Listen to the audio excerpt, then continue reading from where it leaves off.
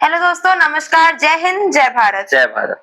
तो आप लोगों का स्वागत है द वॉइस ऑफ ट्रुथ में। जैसे कि हमने कल की वीडियो में देखा था अभिजीत दीप्के के इंटरव्यू का पार्ट 1, और आज हम देखने वाले हैं उसका नेक्स्ट पार्ट।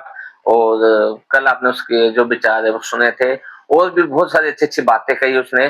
उसने जो हमारे नए जो शिक्षा मंत्री बने उसके बारे में बताया, और जो आने वाले जो बिल है, ये बिल बन चुका है करीब करीब, उस पर क्या क्या खामियां हैं उसको लेकर भी उसने डिस्कशन किया है, अपने थॉट्स बताए हैं।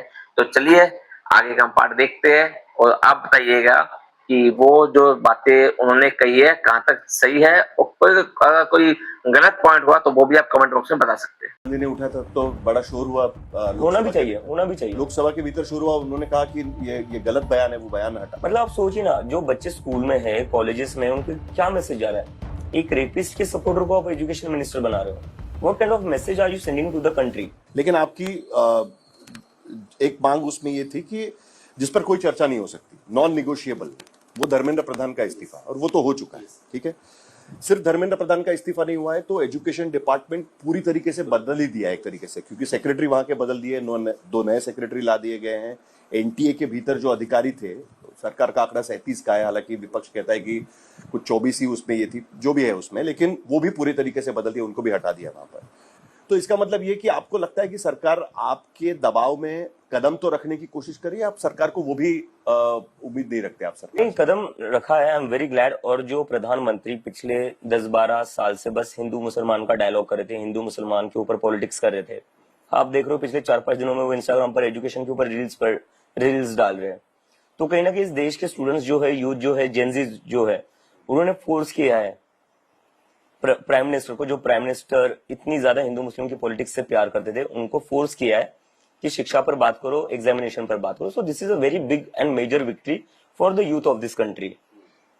लेकिन जैसा कि मैंने कहा कि इन्होंने स्टेप्स क्या लिए, जो नया एजुकेशन मिनिस्टर बनाया, he was seen supporting the rapist of Bilkis Bano. उनका स्वागत करने में उनका एक वीडियो वायरल हो रहा है, where he was welcoming the rapist of Bilkis Bano. ये मुद्दा जब प्रियंका गांधी ने उठा था तो बड़ा शोर हुआ। होना भी चाहिए। लोकसभा के भीतर शोर हुआ। उन्होंने कहा कि ये गलत बयान है, वो बयान हटा। मतलब आप सोचिए ना, जो बच्चे स्कूल में है, कॉलेजेस में, उनके क्या मैसेज जा रहा है? एक रेपिस्ट के सपोर्टर को आप एजुकेशन मिनिस्टर बना रहे हो। What kind of message are you sending to the country? शर्म आ रही है। मतलब ये तो धर्मेंद्र प्रधान से भी उनका खराब ये है। कहना था कि हम तो वो कह रहे थे कि ये कानूनन पॉसिबल है, यानी उनको जो छोड़ना वो कानूनन पॉसिबल है। कानूनन पॉसिबल है तो आप वेलकम करोगे उनका, हारमाला डालकर। बलात्कारियों का आप हारमाला डालकर स्वागत करोगे, फिर कानूनन पॉसिबल है। तो जो नया मंत्री है उनसे भी आप संतुष्ट? Not at all sir. मतलब कोई रेपिस्ट का वेलकम करता है, how can I be happy with that? ये तो मतलब बहुत ही शेमफुल बात है, ना सिर्फ हमारे लिए, इस कंट्री के लिए। सोचिए इंडिया की इमेज क्या आ जाएगी वर्ल्ड में जब उनको पता चलेगा इंडिया का जो एजुकेशन मिनिस्टर है वो एक रेपिस्ट का वेलकम कर रहा है हारमाला डालकर। This is very shameful. और जो सेक्रेटरी की बात कर रहे हैं, नया सेक्रेटरी जो बना है, मुझे उनका नाम नहीं याद आ रहा है, बट वो खुद करप्शन में इन्वॉल्व रह चुके पहले। एनिमल वेलफेयर उनका कुछ था, उसमें कितने सैकड़ों हजारों करोड़ का उन्होंने स्कैम करा है। तो ये तो एक तरीके से एक खराब इंसान को हटाकर दूसरे खराब इंसानों को ये रिवॉर्ड। मैं बेटा ये सोचता हूँ कि बीजेपी जैसी बड़ी पार्टी के पास मतलब कोई ऐसा एजुकेटेड, साफ सुथरी छवि वाला कोई नेता नहीं है जिसको ये पद दिया जा सकता।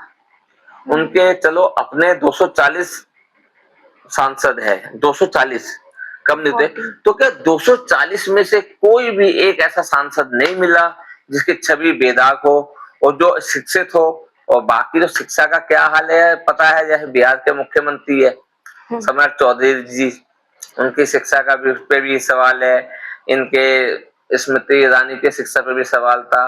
मतलब इनका हर नेता पे यही सवाल उठता है वो एजुकेटेड है या नहीं। तो अभी भी सेम है, जो शिक्षा मंत्री बनाए गए वो भी बेदाग नहीं है, और ऊपर से वो बलात्कारियों का स्वागत कर दिए। बिल्किस बानो के केस में जो 8-6 बंदे या 8 बंदे 11 बंदे जो बरी हुए, ढोल नगाड़े माला पहना के उनका स्वागत कर रही थी।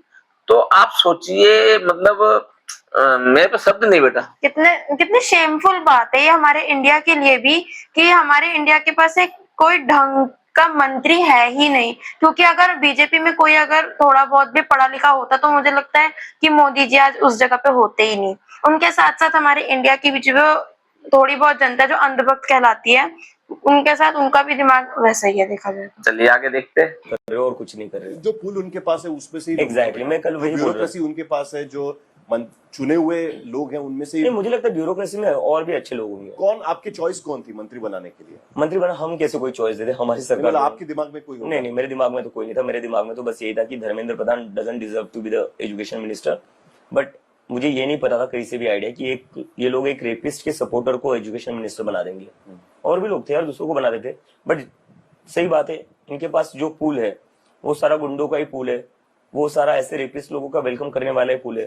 तो लोग ही जब इनके पास ऐसे, तो ये भी क्या ही करेंगे। ऐसा लग रहा है कि आप बीजेपी से बिल्कुल संतुष्ट नहीं है। जो भी बीजेपी करेगी आपको पसंद नहीं आएगा, जो भी ये सरकार करेगी पसंद नहीं आएगा, और सर- सरकार भी इसी बात को सर आगे आप मुझे बताइए, as a journalist of India, अगर आपसे कोई इंटरनेशनली जाओगे, आपसे कोई पूछेगा इंडिया का एजुकेशन मिनिस्टर ने रेपिस्ट का वेलकम किया है, आपको पसंद आएगा वो?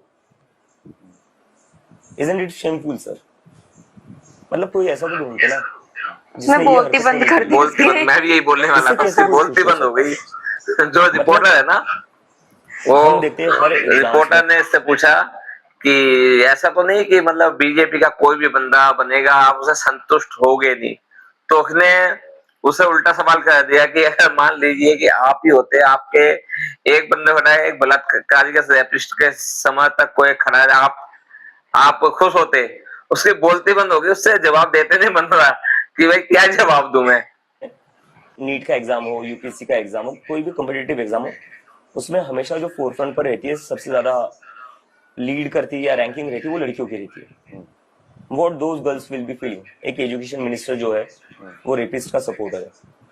How can I be happy with this? It's not about BJP या सरकार। अच्छे कदम लेंगे तो सपोर्ट कर देंगे, लेकिन आप एक रेपिस्ट के सपोर्टर को एजुकेशन मिनिस्टर बना देंगे, सो मैं तो खुश नहीं हूं सर। मेरी बहन है, so I can support this sir.